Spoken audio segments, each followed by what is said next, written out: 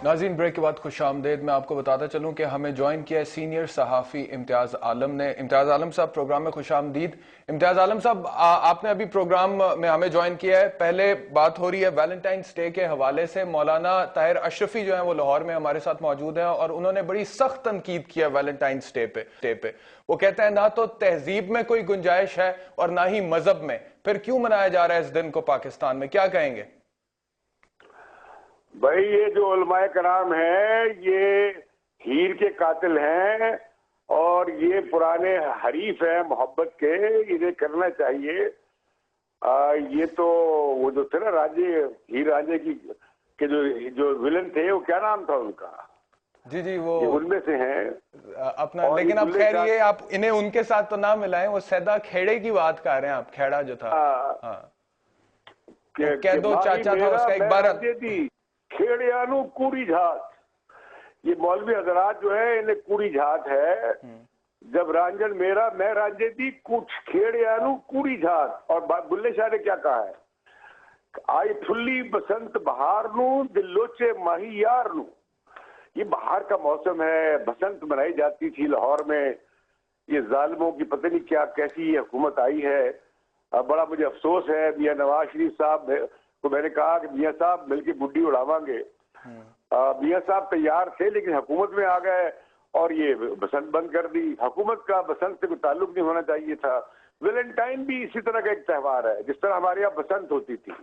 आज इस महीने में फूल खिलते हैं, शगुफे खिलते हैं, पुराने पत्ते झड़ चुके होते हैं, नई कलियां फूटती हैं। जो इसके खिलाफ है वो जिंदगी के खिलाफ है, वो हयात के तसलसल के खिलाफ है। और ये उलमाए कराम खुशी के खिलाफ क्यों है और मजे के खिलाफ क्यों है? हालांकि छुप छुप के ये लोग मजे लेते हैं। उलमाए कराम ये बड़े अच्छे खुशबुएं भी इस्तेमाल करते हैं, अच्छे अच्छे खानों का ज़ौक़ भी रखते हैं और अच्छी अच्छी ख्वातीन को देखकर इनकी आंखों में काफी तड़प भी आ जाती है। मैं देखता हूँ उलमाए कराम को, देखता हूँ। इनकी बात नहीं कर रहा, ये तो बड़े जय्यद किस्म के आलिम हैं मौलाना ताहिर अशरफी साहब। हम डरते भी इनसे, बड़े ये बंदूक वाले मौलवी हैं।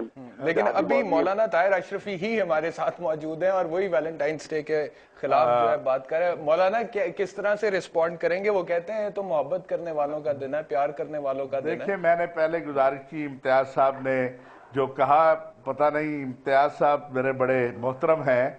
हम तो मोहब्बतों को फैलाने वाले लोग हैं। हमारा तो दीन भी मोहब्बत को फैलाने वाला है।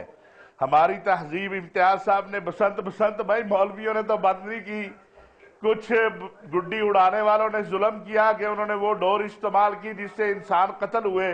कुछ हुक्मरानों ने जुल्म किया कि उन्होंने बंद कर दी। भाई उस पर उसका मौलवी गरीब पे क्यों इल्जाम लगाते हो? वो कहते हैं कि आप ये जो मौलवी हजरात हैं वो कह रहे हैं ये हीर के कातिल है और खुशी के खिलाफ है। आप देखें, हम तो चाहते हैं कि पूरे मुल्क में खुशियां बांटे। हम कहते हैं एक दिन क्यों आप ये फूल उठा के फिरते हो? 12 महीने में से जितने दिन आते हैं, 365 दिन है, 60 दिन है, भाई रोज फूल उठाओ, जाके अपनी बेगम को पेश करो, अपनी वालदा को पेश करो, अपनी बेटी को पेश करो, अपनी बहन को पेश करो, अपने दोस्तों को पेश करो। हम तो आपको ये कहते हैं कि पूरा साल मोहब्बत का साल रहे। लेकिन मैं ये कह रहा हूं, माशाल्लाह इम्तियाज साहब जो है ये साउथ एशिया की तहजीब को समझते हैं। मुझे ये बता दें कि आज से 5-7 साल पहले कोई वैलेंटाइन डे नाम की चीज इस खित्ते में मौजूद थी? हमारी अपनी तहजीब है, हमारा अपना कल्चर है, हमारी अपनी सोसाइटी है। यहाँ पर कोई बाप बर्दाश्त नहीं करता कि उसकी बेटी को आगे कोई फूल पेश करे, कोई भाई बर्दाश्त नहीं करता। ये हमारी तहजीब है, हमारा कल्चर है। दीन तो एक अलग, मैंने अभी दीन पे बात नहीं की। रसूलुल्लाह का फरमान है, मन तशब्बह बिकौमिन फहुवा मिनहुम। जो किसी कौम के साथ तशबीह करता है वो उनमें से होता है।